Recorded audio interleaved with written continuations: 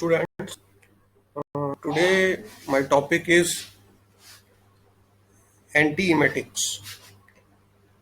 So, as you know, before understanding antiemetics, we have to understand what is emesis and how does it occurs. So, emesis is vomiting, and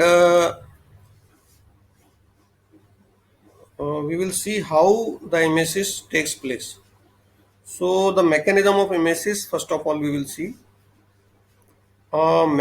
Basically, the emesis occurs due to stimulation of vomiting center in our brain.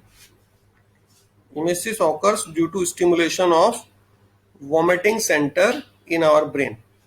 Now, the vomiting center gets activated by 3-4 factors. One is it gets activated directly by cerebellum. Secondly, it gets activated by NTS stimulation. Then it may also get stimulated by CTZ stimulation. And this uh,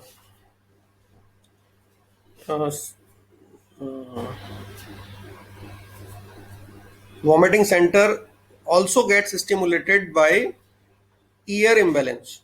So these are the four surrounding regions which stimulate the vomiting center in our brain, and then they cause uh, emesis. Once again, I will say stimulation of NTS, stimulation of cerebellum, stimulation of CTZ, stimulation of ear, stimulation of cortex. Now, these are the surrounding centers in our brain which stimulate the vomiting center and vomiting occurs. Now we will see how these points get stimulated. NTS gets stimulated due to different receptor present in it, like D2, HT2, HT3, like one. And this cortex gets stimulated when we have any rigorous psychological pressure or any smell. Then cortex also gets stimulated, which ultimately stimulate vomiting center. Third is CTZ. CTZ also gets stimulated by different receptor HT3, D2, H1. Then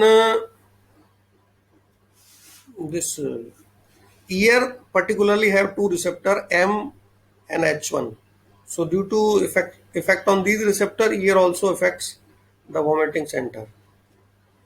Then so these were the surrounding centers which stimulate the vomiting center and due to which vomiting occurs. Once again, we will see this vomiting occurs due to stimulation of vomiting center in brain. Now, vomiting center gets stimulated by NTS, by CTZ, by ear stimulation, by cortex stimulation, by cerebellum stimulation. So these are the different points from where the stimulation takes place. Now this NTS contains D2, HT3, M1, H1 receptors. So it gets stimulated by these receptors. Cortex is stimulated by psychological pressure, pain, or any smell. CTZ contains receptor uh, HT3, D2, H1. Also, CTZ gets stimulated by irritation in intestine also.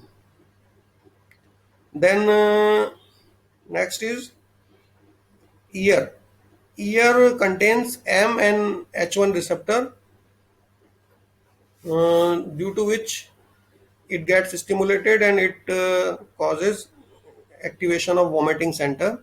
Basically, cerebellum part is also routed through this ear only. So these were the vomiting center stimulation reasons. So this is the basic pathophysiology of emesis, how emesis takes place.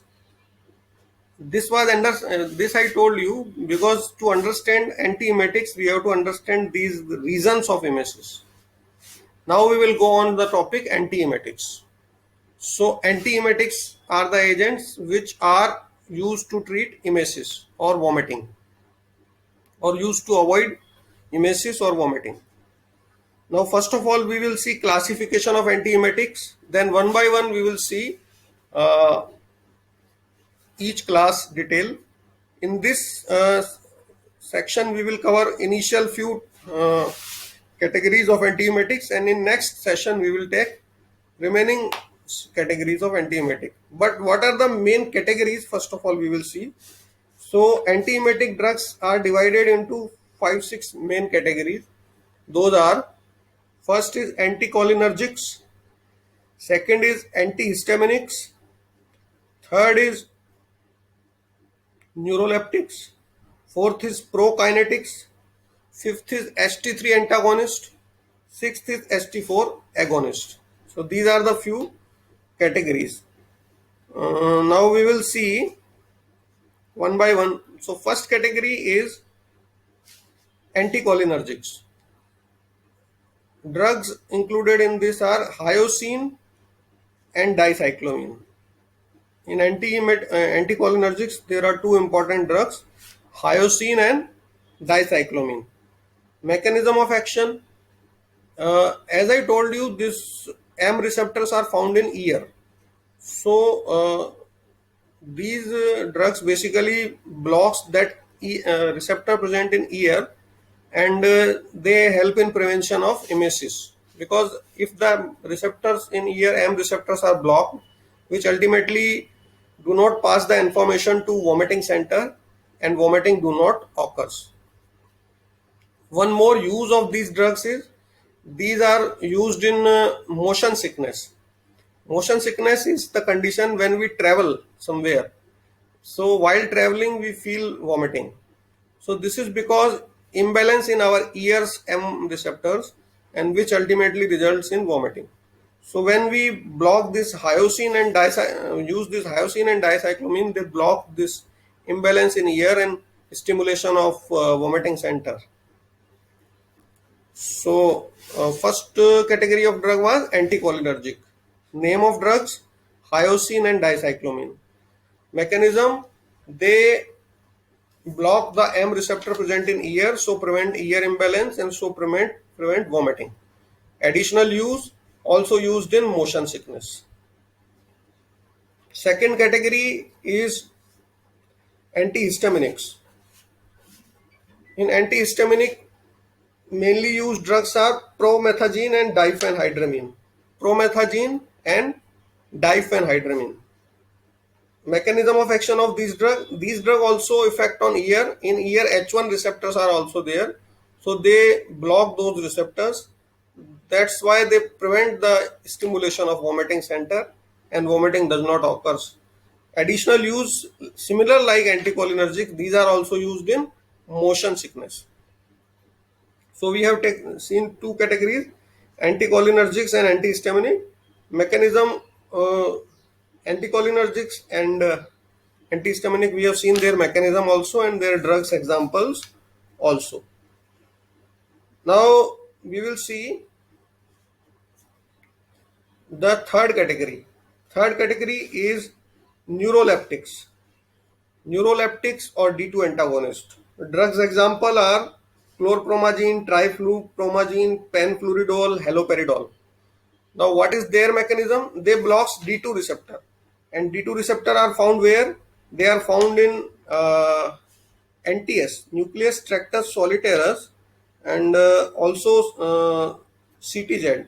So they suppress that NTS and CTZ D2 receptor, by which they prevent information transmission in vomiting center, and vomiting gets reduced. Mainly they are found in NTS, nucleus tractus solitarius. So this is the mechanism of D2 receptors. Now as far as adverse effects are concerned, we have seen these three categories in today's class. We will just see the major adverse effect of these three class, and then we will wind up this session, and in next session we will see remaining categories of antiemetics. So adverse effect of these three categories are: first category was anticholinergics. Adverse effect is dryness of mouth, major adverse effect. Uh, then dryness of mouth, decreased acidic secretions, anorexia. Then we have seen second, antihistaminics. Major adverse effect, basically as such no major adverse effect, but decreased secretions, and in this certain antihistaminics increase the appetite, and that can be considered as adverse effect also, because or may not be considered, because it is a point, means whenever we take certain antihistaminic they increase the appetite. Now the last is neuroleptics. So adverse effect of neuroleptics is decreased prolactin secretion. So if the prolactin secretion gets decreased, so decreased milk secretion in lactating mothers. This is the adverse effect of neuroleptics. So students, in this class what we have studied, we have studied what is vomiting, how does it occur, emesis, how does the emesis occur, different receptors involved in it. Then we have studied classification of antiemetic drugs. Then we have studied first three categories, mechanism and harmful effects, and drug names of antiemetics. In next class we will see the remaining three categories: prokinetics, HT3 antagonist and HT4 agonist, and some more additional whereabouts about the topic. Thank you students. Thank you for listening me, and we will complete this remaining half portion in next class. Thank you.